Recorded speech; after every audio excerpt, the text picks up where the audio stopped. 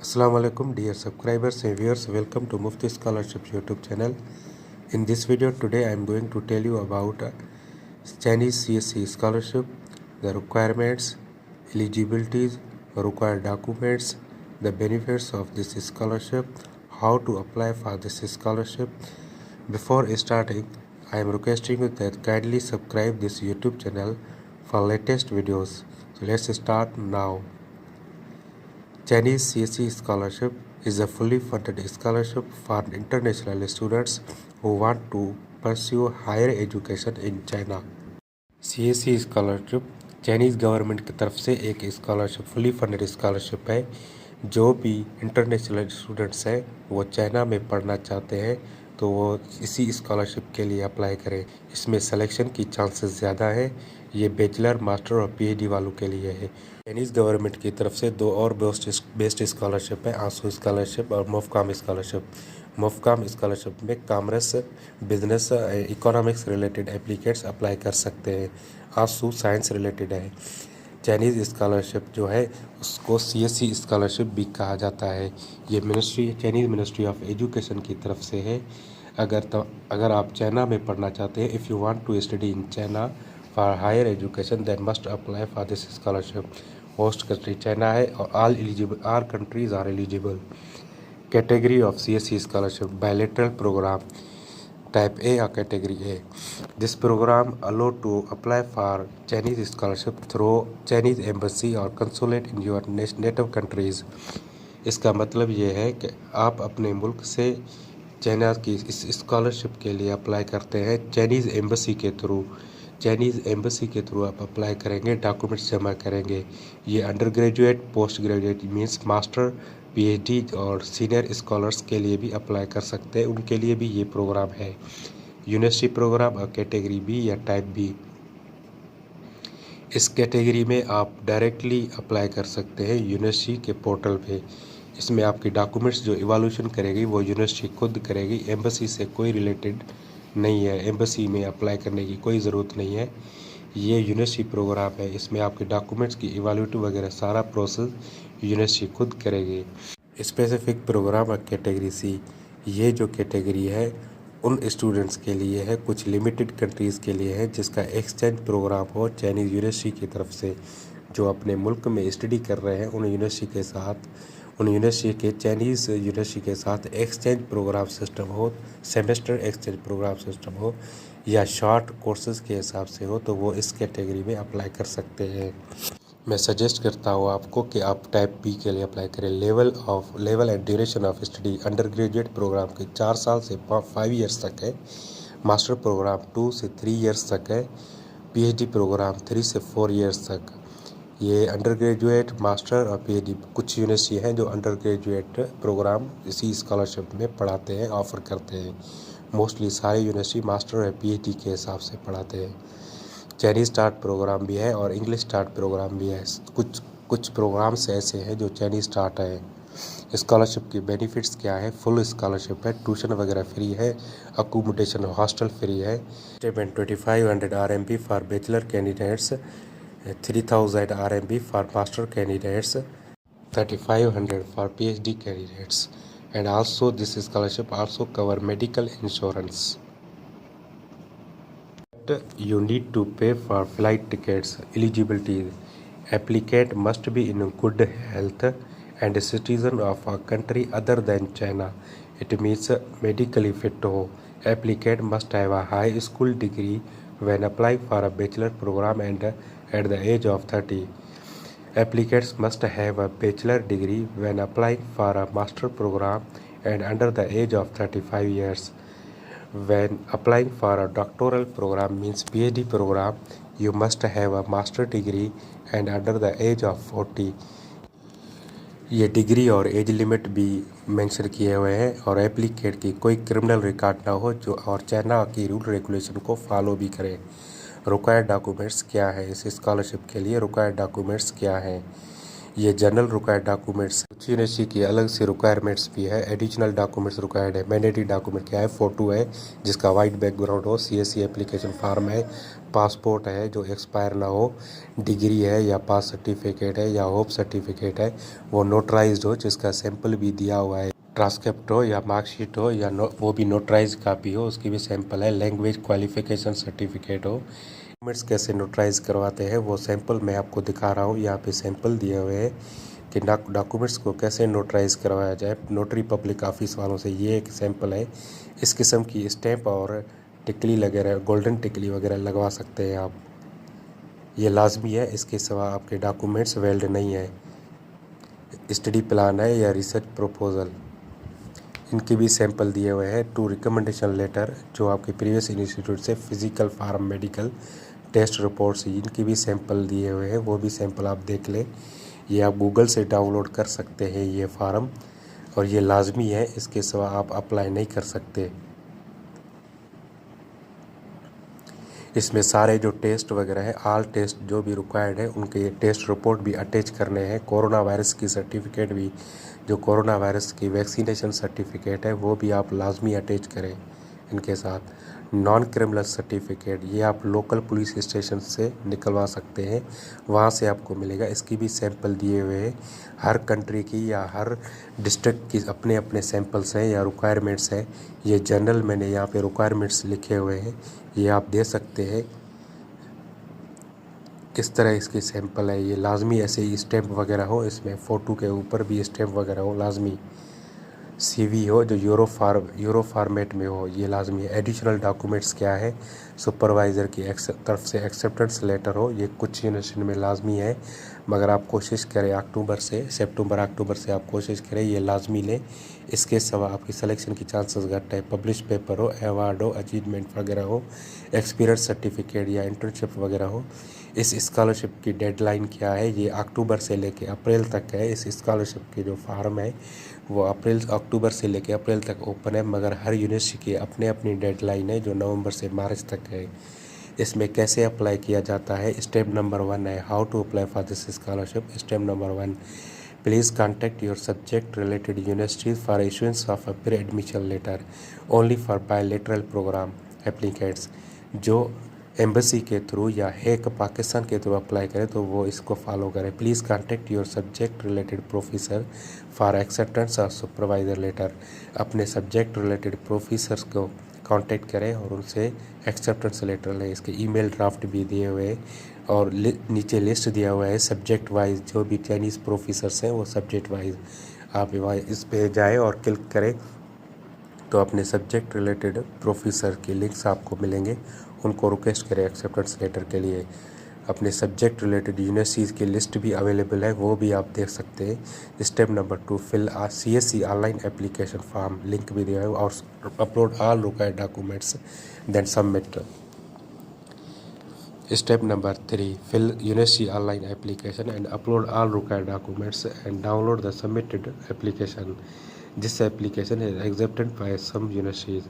Step number 4, prepare your self for online interview. अपने online interview वगैरह की तैयारी करें जो मार्च और मई तक ले सकते हैं। Step number 5, check your email regularly for interview call और other selection other purpose. Apply now, click on apply now. So let's start now.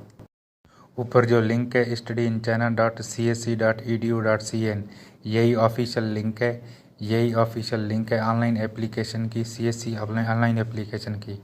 बाकी जो प्रोविजनल गवर्नमेंट स्कॉलरशिप है या यूनिवर्सिटी स्कॉलरशिप है उसके लिए ये ऑफिशियल लिंक नहीं है। ये सिर्फ CSC स्कॉलरशिप, मोफकॉम स्कॉलरशिप और रोड बेल्ट स्कॉलरशिप वालों के लिए है। रोड बेल्ट स्कॉलरशिप भी CSC रोड बेल्ट स्कॉलरशिप, बाकी जो प्रोविजनल रोड बेल्ट है उसके लिए नहीं है।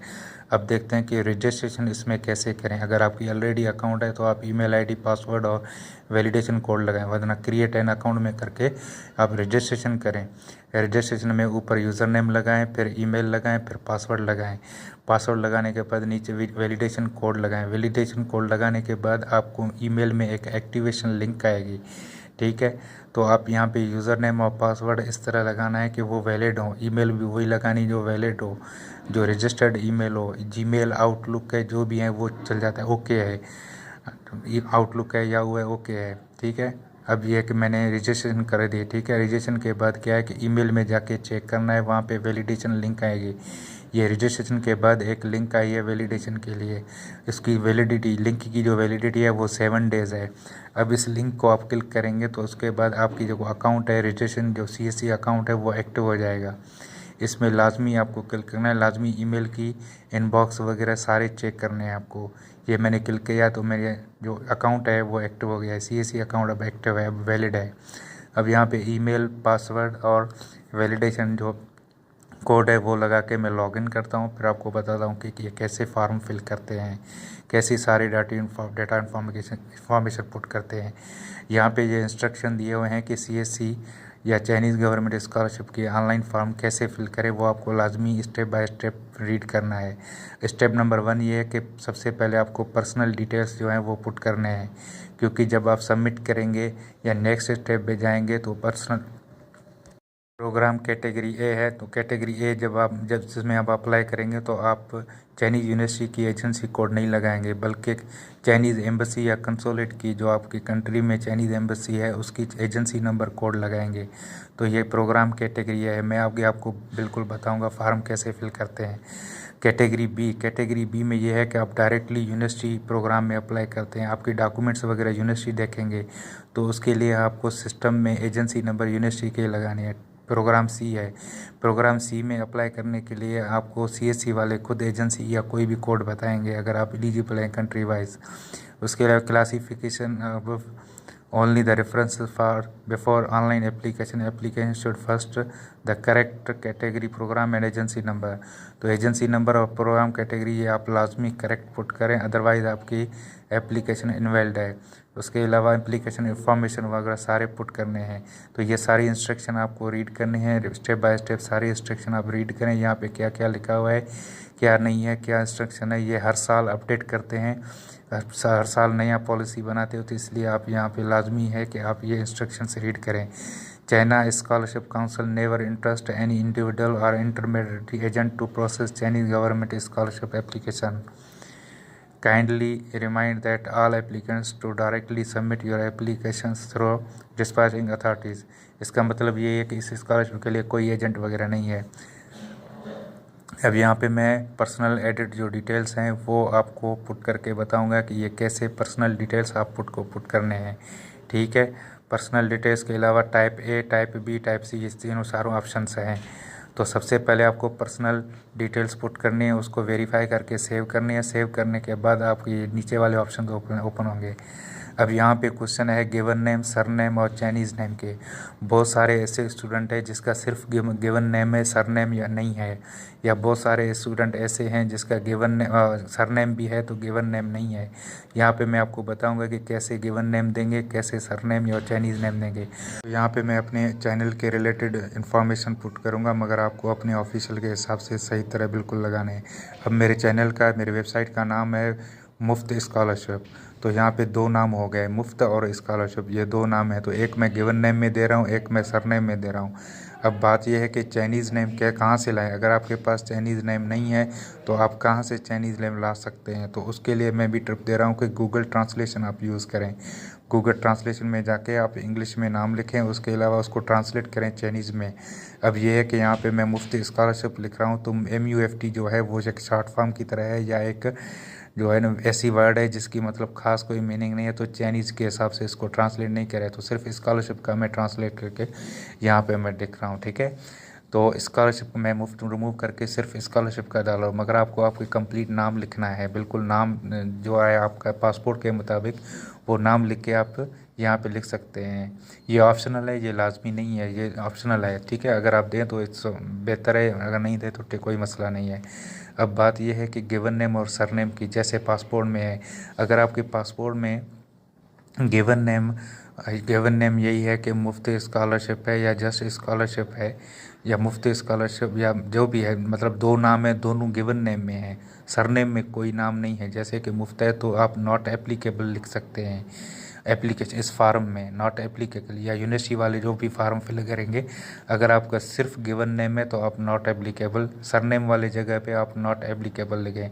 अगर आपका सिर्फ सरनेम है, गिवन नेम नहीं है, तो आप गिवन नेम वाले जगह पे गिवन नेम वाले पार्ट पे आप नॉट एप्लीकेबल लिख सकते हैं, एनए भी लिख सकते हैं। अगर आपके दो नाम हैं, जैसे अहमद अली है, जैसे अली अहमद है, ऐसे दो नाम हैं, तो आप दोनों नाम अगर आपके गिवन नेम में हैं तो दोनों वहाँ पे लिखें, और सरनेम में आप क्या लिखेंगे कि नॉट एप्लीकेबल। अब यहाँ पे 3 नाम है, मुफ्त स्कॉलरशिप ऑफिशियल, तो ऑफिशियल मैंने सरनेम जैसे आपका पासपोर्ट में हो वैसे लिखें। अगर पासपोर्ट में सरनेम या गिवन नेम नहीं है तो उसकी जगह पे आप नॉट एप्लीकेबल लिख सकते हैं। या है date of birth, date of birth आपकी जो पासपोर्ट या डॉक्यूमेंट के हिसाब से है वो आपको डेट ऑफ बर्थ लाजमी लिखें। ये सारी चीज़ें आपको बिल्कुल अच्छी तरह और फोकस करके सही तरह बिल्कुल एक्यूरेट देने हैं, क्योंकि सिंगल है, मैरिड है, वो भी लिखना है, कंट्री कौन सी है, कंट्री भी आपको बिल्कुल उसी तरह लिखने हैं। सिटी ऑफ बर्थ क्या है, यहाँ पे आप डिस्ट्रिक्ट लिख सकते हैं, डिस्ट्रिक्ट आपकी कौन सी है, तो इस हिसाब से मैं इस्लामाबाद सिटी लिख रहा हूँ। आप किस डिस्ट्रिक्ट से हैं वो आपको लाजमी लिखना है। उसके अलावा रिलीजियस क्या है, तो रिलीजन आपको इस्लाम है, वो मेरी रिलीजन है वो इस्लाम है, तो मैं इस्लाम लिख रहा हूँ। कोई भी रिलीजन है आप वो लिख सकते हैं। नेशनलिटी क्या है, तो नेशनलिटी उस हिसाब से कंट्री की लिखनी है। नेटिव लैंग्वेज क्या है, तो हमारे उर्दू है, पाकिस्तान की नेटिव लैंग्वेज जो है उर्दू है, तो हम उर्दू लिख रहे हैं। पासपोर्ट नंबर आपकी बिल्कुल एक्यूरेट पासपोर्ट नंबर डालने हैं। यहाँ पे मैं सिर्फ ABC नंबर लिख रहा हूँ क्योंकि ये प्राइवेसी है, तो इस हिसाब से मैं ये आपको एग्जैक्ट समझाने के लिए सिर्फ ये लिख रहा हूँ। Date of expiration, date of expiration बिल्कुल आपको एक्यूरेट जो पासपोर्ट में है वैसे ही लिखना है। अब बात ये नीचे लिखा होता है, the passport information you have provided will be used for admission documents, visa application documents, please ensure the accuracy of the information. Once your application is proceed you will not be able to edit the passport information. तो इसका मतलब ये है कि जो भी आप ऊपर इन्फॉर्मेशन दे रहे हैं आपके सिलेक्शन के बाद, वीज़ा डॉक्यूमेंट्स, एडमिशन लेटर वगैरह जो भी होंगे वो पासपोर्ट के बेस पे होंगे, पासपोर्ट में जो नाम वगैरह उसके बेस पे, तो आप बिल्कुल एक्यूरेट लिखने हैं। इसका मतलब ये है कि पासपोर्ट लाजमी है, ज़रूरी है, मैंडेटरी है। मोबाइल नंबर वही लिखना है जो ऑन हो आपका मोबाइल नंबर, जिससे, और मोबाइल नंबर लिखने से पहले कंट्री का कोड लाजमी लिखना है। तो कंट्री कोड पाकिस्तान का है +92। तो यहाँ पे मैं अपने मुफ्ती स्कॉलरशिप के जो व्हाट्सअप नंबर है वही लिख रहा हूँ, मोबाइल नंबर। वीचैट ID भी वगैरह लाजमी लिखने हैं। अब नीचे क्या लिखा हुआ है कि इंटरव्यू ऑनलाइन वगैरह के लिए, इंटरव्यू लेने के लिए, वीडियो कॉल कॉन्फ्रेंस वगैरह के लिए वीचैट ID और स्काइप नंबर दोनों लाजमी है। तो आप दोनों में से कोई एक दो, या वीचैट ID दो या स्काइप दो। बेहतर ये है कि वीचैट ID दें, क्योंकि चाइना में इस वीचैट का एक ऑफिशियल मतलब ऐप है जिसके थ्रू ये कांटेक्ट कर सकते हैं। अब एड्रेस क्या है, एड्रेस आपको लाजमी कंप्लीट एड्रेस से, आप जो एड्रेस देंगे वो बिल्कुल कंप्लीट एड्रेस देने हैं जहाँ पे आप रह रहे हैं करंटली। अगर आपको यकीन है कि आप 1 ईयर तक यहाँ होंगे, 2 ईयर तक इधर इस जिस सिटी में रह रहे हैं वहाँ होंगे, तो आप उसी का एड्रेस दे सकते हैं, करंट एड्रेस। वरना आप अब रूरल एरिया में हैं, कहीं के भी हैं, जहाँ भी आपका घर है तो उसका एड्रेस दें, वो कैसे दें ताकि वहाँ तक डॉक्यूमेंट पहुँच सकें। क्योंकि ये एडमिशन लेटर और वीज़ा फार्म वगैरह जो होते हैं ना वो कोरियर के थ्रू भेजते हैं, तो कोरियर के through visa letter, admission letter वगैरह फार्म भेजने के लिए आपको एक्यूरेट डेट लिखनी है, PO बॉक्स के साथ, PO बॉक्स नंबर वगैरह जो भी हैं उनके साथ।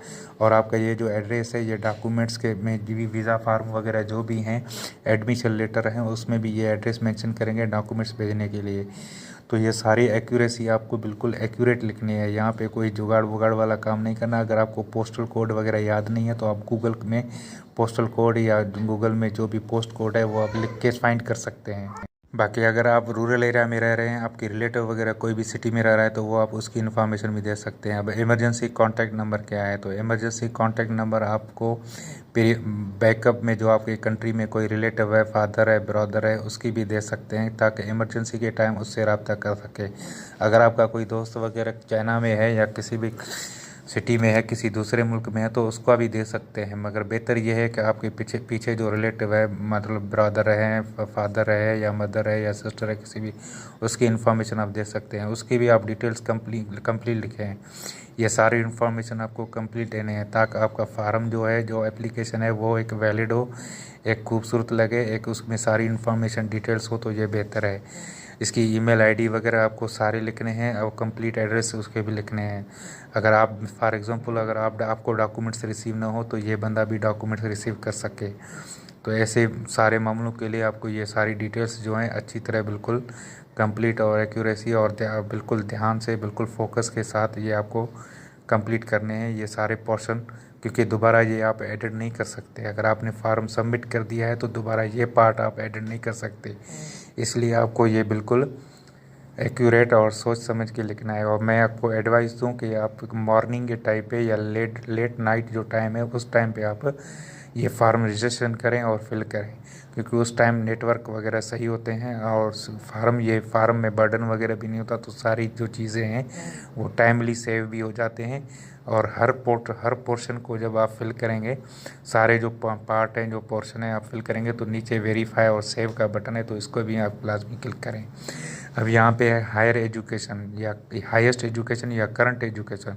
तो अभी जो आपने लेटेस्ट डिग्री या एजुकेशन कंप्लीट किया है तो उसकी आपको डिटेल्स देने हैं। उसके नीचे है अदर एजुकेशन सर्टिफिकेट्स, तो उसके बाद जो प्रीवियस एजुकेशन वगैरह उसकी देनी है। अब यहाँ पे मैं आपको बताऊंगा जिसको जो बैचलर स्कॉलरशिप के लिए अप्लाई करते हैं तो वो हायर एजुकेशन, वो हाई स्कूल की यानी इंटरमीडिएट और एफएससी है या ए लेवल ओ लेवल, ये सारे जो डिटेल्स हैं। तो सबसे पहले अगर आप बैचलर स्कॉलरशिप के लिए जो कैंडिडेट्स अप्लाई करेंगे तो वो अपने एफएससी एफए या इंटरमीडिएट की जो डिटेल्स है वो यहाँ पे लिखेंगे। तो सीनियर हाई स्कूल वो चूज़ करेंगे। सीनियर हाई स्कूल को चूज़ करके उसके बाद आपको फील्ड ऑफ स्टडी जो प्री इंजीनियरिंग है, मेडिकल है या आर्ट है या जो भी है आपने जिसमें भी मेडिकल इंटरमीडिएट किया है वो आप फील्ड ऑफ स्टडी लिखें। उसके अलावा कंट्री आपको चूज़ करना है। कंट्री के बाद institute name, field of study में इधर प्री इंजीनियरिंग लिख रहा हूँ और कंट्री ऑफ द इंस्टीट्यूट है पाकिस्तान। उसके अलावा इंस्टीट्यूट नेम में यहाँ पे जनरली कवर लिख रहा हूँ डिग्री कॉलेज, मगर आपकी जो भी कॉलेज वगैरह का नाम है वो आप यहाँ पे कंप्लीट लिखें, जैसे भी आपके सर्टिफिकेट में वैसे लिखें। तो सीनियर हाई स्कूल चूज़ करें इंटरमीडिएट वाले। क्वालिफ़िकेशन बीए बीएससी लिखा हुआ है तो इधर आप एफएससी एफए ए लेवल ओवल जो भी है, जो भी आर्ट में है, साइंस में है, मेडिकल में है, उस हिसाब से आपने जो भी डिग्री किया तो वो आप यहाँ पे लिख सकते हैं। तो उसकी जो ईयर्स ऑफ जो भी इंटरमीडिएट में हिसाब से हर कंट्री पे डिपेंड है, कंट्री पे कोई और नाम है, डिफरेंट नाम से हैं, तो इस हिसाब से आप अपने कंट्री के बेस पे लिखें।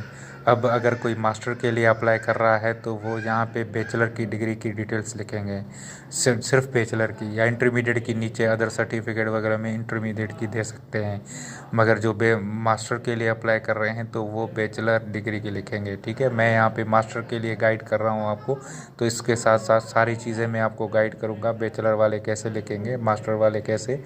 अब यहाँ पे बीएससी ऑनर्स है यानी 4 इयर्स बीएससी है, 5 इयर्स जो भी है वैसे भी आपको वो लिखना है, और ईयर ऑफ अटेंडेड वगैरह सारे लिखने हैं। बीएससी है, बीकॉम है, अगर आपने इंजीनियरिंग की है तो इंजीनियरिंग में बीई लिख सकते हैं, और ईयर ऑफ अटेंडेंस कहाँ से स्टार्ट किया है ये डिग्री और कब ख़त्म किया है। तो ये बैचलर डिग्री अब मास्टर के लिए जो अप्लाई कर रहा है तो वो बैचलर की डिटेल डाले, और इंटरमीडिएट या मैट्रिक की डिटेल भी नीचे अदर एजुकेशन पार्ट में लिख सकता है। ये कोई मतलब बड़ा मसला नहीं है, वो डिटेल डाल सकते हैं। आपको सर्टिफिकेट भेजे ना भेजे वो अलग बात है, सर्टिफिकेट इंटरमीडिएट की नहीं मांगते, वो बैचलर की काफ़ी है। ठीक है, मगर अगर आप डाटा यहाँ पे इंफॉर्मेशन पुट करना चाहते हैं तो कर सकते हैं। अब अगर कोई पीएचडी वगैरह के लिए अप्लाई कर सकता है तो वो सबसे ऊपर जो है एमफिल या मास्टर की डिटेल डालेंगे, और नीचे जो अदर एजुकेशन पार्ट है उसमें बैचलर की डिटेल। ठीक है, अगर कोई पीएचडी के लिए अप्लाई करे। ये सारे जो डिटेल्स हैं बिल्कुल एक्यूरेट लिखने हैं, इसमें ईयर ऑफ अटेंडेंस वगैरह सारे सर्टिफिकेट में देख के बिल्कुल सही लिखने हैं, टाइटल्स वगैरह जो भी हैं बिल्कुल सही लिखने हैं। उसके बाद ये सारे 4 पार्ट हैं ये फिल करके और नीचे वेरीफाई सेव बटन को दबाना है। ठीक है, उसके बाद एम्प्लॉयमेंट हिस्ट्री अगर आपने कोई भी जॉब वगैरह की है या कर रहे हैं, या कोई भी आपको हिस्ट्री में आपने इंटर्नशिप वगैरह जो भी किया तो उसकी डिटेल्स आप यहाँ पे दे सकते हैं। ये कोई मसला नहीं है, यहाँ पे आप दे सकते हैं। ठीक है, ये भी बिल्कुल एक्यूरेट लिखने हैं और इसमें कोई ऐसे फेंकने वाली बात नहीं है, बिल्कुल एक्यूरेट इन्फॉर्मेशन डालने हैं। क्या एम्प्लॉयमेंट क्या है, वर्किंग एज क्या है, टाइटल और पोजीशन क्या है। मगर ये पार्ट लाजमी नहीं है, अगर आपने की है तो दे, नहीं है तो कोई मसला नहीं। अगर आप फ्रेश ग्रेजुएटेड हैं तो कोई मसला नहीं है, नहीं दे। मगर ये है कि फिर नीचे वेरीफाई और सेव बटन को दबाना है। मैं यहाँ पे जनरली लिख रहा हूँ प्राइवेट बैंक वगैरह, अगर आप जॉबलेस हैं तो जॉबलेस का भी लिख सकते हैं कि मुझे अभी कोई जॉब नहीं है, मगर जॉबलेस लिखने से बेहतर है कि ये पार्ट आप फिल ही नहीं करें और वेरीफाई सेव कर दें। अगर वेरीफाई सेव करने से ये पार्ट एरर आ रहा हो, मतलब फिल ना हो, तो आप फिर जॉबलेस वगैरह लिख सकते हैं, या कोई भी ऐसे काम आप लिख सकते हैं जैसे कि रिसेंटली मैंने इसी महीने या पिछले महीने से शुरू कर दिया कंप्यूटर ऑपरेटर वगैरह, जो भी ऐसे आप लिख दें। तो कोई परेशानी की बात नहीं है, बिल्कुल इस वीडियो को आप फॉलो करें स्टेप बाय स्टेप। आप वेरीफाई और सेव बटन को दबाएं, फिर आप नेक्स्ट पार्ट में जाएं, कॉन्टैक्ट इन चाइना। अगर अब यहाँ पे ये बहुत इम्पॉर्टेंट है, यहाँ पे आप बिल्कुल ध्यान से ये वीडियो सुने और देखें। यहाँ पे ये है कि कॉन्टैक्ट इन चाइना में है कि आपका कोई रिलेटिव, दोस्त, फ्रेंड वगैरह जो भी चाइना में रहता है तो आप उसकी डिटेल दे सकते हैं, उसकी डिटेल दें, वो लाजमी है, ये पार्ट वाला लाजमी है। आप अगर आपका कोई भी जानने वाला नहीं है तो आप किसी ऐसे सीनियर जो वहाँ पे ऑलरेडी पढ़ रहे हो या पढ़ रही हो तो उससे आप डिटेल दें और ये डिटेल यहाँ पे लाजमी दें। मगर बात यह है कि बहुत सारे ऐसे स्टूडेंट हैं यहाँ पे सिर्फ सुपरवाइज़र का या प्रोफेसर का, जिससे इन्होंने एक्सेप्टेंस लेटर लिया है, उसकी डिटेल डालते हैं, तो ये लाजमी नहीं है, उसकी डिटेल आप नहीं दें। यहाँ पे कॉन्टैक्ट इन चाइना का मतलब यह है कि आपके साथ कौन है, किससे का मतलब कांटेक्ट करें, या आप यहाँ पे सीएससी की डिटेल दे सकते हैं। प्रोफेसर की डिटेल आप दे न दे तो बेहतर है, मगर सीएससी की, क्योंकि यहाँ पे है नेम ऑफ कांटेक्ट पर्सन और ऑर्गेनाइजेशन इन चाइना। तो चाइना में कोई ऑर्गेनाइजेशन वगैरह, तो मैंने जब 2016 में अप्लाई किया तो यहाँ इस पार्ट में मैंने सीएससी की डिटेल डाली। अब यह है कि फैमिली मेम्बर्स, अगर आप लड़की हैं और आपके मतलब मैरिड हैं तो आप अपने स्पाउस वाली जगह पे हस्बैंड की डिटेल डालें, हस्बैंड का नाम क्या है। अगर आप मेल स्टूडेंट हैं और आप मैरिड हैं तो आप अपनी वाइफ की डिटेल्स यहाँ पे डालेंगे, ठीक है।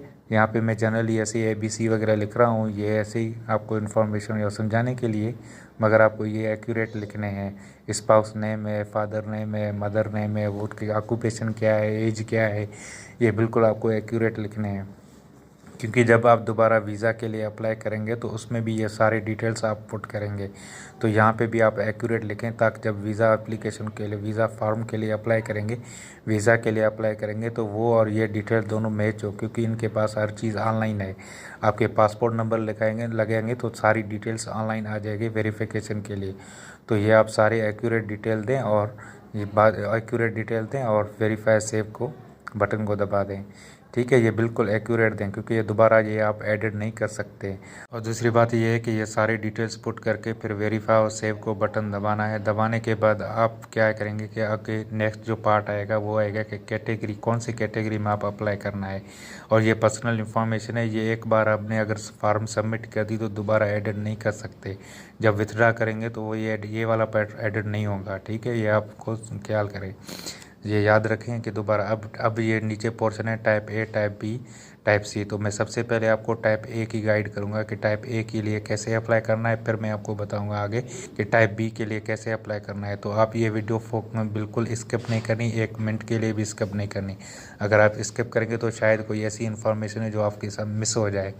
तो अभी मैं आपको बताऊँगा कि टाइप A स्कॉलरशिप के लिए कैसे अप्लाई करें। तो टाइप A मतलब जो चाइनीज़ एम्बेसी के थ्रू अप्लाई करना चाहता है, ठीक है। यहाँ पे है अब एजेंसी नंबर, तो यहाँ पे एजेंसी नंबर हम क्या है कि टाइप A कैटेगरी जो है ना वो हम एम्बेसी के थ्रू, चाइनीज़ एम्बेसी या कंसोलेट के थ्रू अप्लाई कर सकते हैं। अब चाइनीज़ एम्बेसी इन पाकिस्तान के एजेंसी नंबर कैसे ढूंढूँ, या in Pakistan, in India, in Bangladesh, in Yemen, तो हर कंट्री की जो agency code of Chinese embassy है वो डिफरेंट है, ठीक है। अब ये कैटेगरी A में यानी बायलेटरल प्रोग्राम, जो बायलेटरल प्रोग्राम है जो एम्बेसी के थ्रू, हैक के थ्रू है, उसकी एजेंसी नंबर हमें यहाँ पे पुट करनी है, तो ऑटोमेटिकली वो नाम आ जाएगा, ठीक है। अब यहाँ पे मैंने गूगल में एजेंसी नंबर सर्च किया है, तो अब ये है कि पाकिस्तान में जो चाइनीज़ एम्बेसी है या कंसोलेट है उसकी जो एजेंसी नंबर कोड है वो ऊपर, ये ऊपर सबसे ऊपर मैंने ऊपर लिखा हुआ है, एजेंसी नंबर इज़ 5861। अब ये क्या है कि यहाँ से कॉपी करके वहाँ पे जो फार्म वाला पार्ट है एजेंसी नंबर वहाँ पे आप पेस्ट कर दें, तो पेस्ट करने के बाद चाइनीज़ एम्बेसी इन पाकिस्तान का नाम ऑटोमेटिकली आ जाएगा, ठीक है। ये ऑटोमेटिक है, अगर आप ये एजेंसी नंबर रॉन्ग लगाएंगे तो ये नाम नहीं आएंगे, या ये आप सोच समझ के लगाना है। उसके अलावा है चाइनीज़ प्रोफिशेंसी, अगर आपके पास HSK वगैरह है तो आप येस कर दें, अगर नो है तो नो कर दें। इंग्लिश प्रोफिशेंसी सर्टिफिकेट, अब यहाँ पे है कि अगर आपके पास आइलेट्स वगैरह या कोई भी इंग्लिश लैंग्वेज सर्टिफिकेट है तो आप येस कर दें। अगर आपके पास आपने प्रीवियस यूनिवर्सिटी से या इंस्टीट्यूट से इंग्लिश प्रोफिशिएंसी सर्टिफिकेट लिया है तो आप नो कर दें, क्योंकि अगर यस करने के बाद यहाँ को आपको डिटेल्स लाजमी लगाने हैं। ठीक है, अब यहाँ पे मैं आप अप्लाई एज आप मास्टर के लिए अप्लाई कर रहे हैं, पीएचडी के लिए अप्लाई कर रहे हैं, बैचलर के लिए, वो आप चूज़ करना है। Preferred language English. अब यहाँ पे आपको तीन यूनिवर्सिटीज़ चूज़ करने हैं और मेजर वगैरह सारे हैं। अब ये खुशी की बात ये है कि इस साल इन्होंने 3 यूनिवर्सिटी में बायलेटरल प्रोग्राम टाइप ए वालों के लिए 3 यूनिवर्सिटी का अलो किया है। इन्होंने सिस्टम अपडेट किया है। अब आप 3 यूनिवर्सिटी ये और एक यूनिवर्सिटी आप टाइप बी में अप्लाई कर सकते हैं, मगर मतलब टोटल आप 4 यूनिवर्सिटी में अप्लाई कर सकते हैं। इन्होंने अपडेट किया है, इस साल ये 3 यूनिवर्सिटी में आप अप्लाई कर सकते हैं। पिछले साल ऐसा था सिर्फ 2 यूनिवर्सिटी में अप्लाई कर सकते थे, टाइप ए कैटेगरी में या बायलेटरल प्रोग्राम में सिर्फ 2 यूनिवर्सिटी। अब यहाँ पे 3 यूनिवर्सिटी है, इसमें अप्लाई कर सकते हैं। और ये तीनों यूनिवर्सिटी आपको चूज़ करने हैं। अगर थोड़ी बहुत डिफरेंट मेजर है तो कोई मसला नहीं है। अब क्या है कि ऊपर मैंने इंग्लिश टिक किया है, तो ये सारे जो मेजर्स हैं ये इंग्लिश स्टार्ट में हैं। ऐसा नहीं कि चाइनीज़ में। अगर मैं चाइनीज़ चूज़ करूँ तो Chinese duration of major study automatically आ जाता है। ठीक है, 2024 से लेकर 2027 तक है। अगर आपने पहले चाइना में काम किया है या स्टडी किया है या चाइनीज़ स्कॉलरशिप वगैरह जो भी किया है तो उसको आप डिटेल देख लें। अब लिस्ट ऑफ डॉक्यूमेंट्स है तो ID, photo, profile size photo लाजमी है, नोटराइज कापी हो, ये स्टडी प्लान या रिसर्च प्रपोजल हो, और रेफरेंस लेटर या रिकमेंडेशन लेटर दोनों अलग अलग अपलोड करने हैं। अगर आप खुद अपलोड करें तो अपलोड पे क्लिक करें, अगर प्रोफेसर अपलोड करें तो ऐड प्रोवाइडर पे करें। ठीक है, और पासपोर्ट की जो फ्रंट पेज है, होम पेज है इन्फॉर्मेशन वाली, वो फिर मेडिकल फार्म और टेस्ट रिपोर्ट्स हैं वो, रिसर्च पेपर वगैरह या जो भी आर्टिकल पब्लिश्ड है वो, और आर्ट या म्यूज़िक वाले स्टूडेंट है तो वह ऑडियो टेप या वीडियो टेप वो भी अपलोड करने हैं उनको।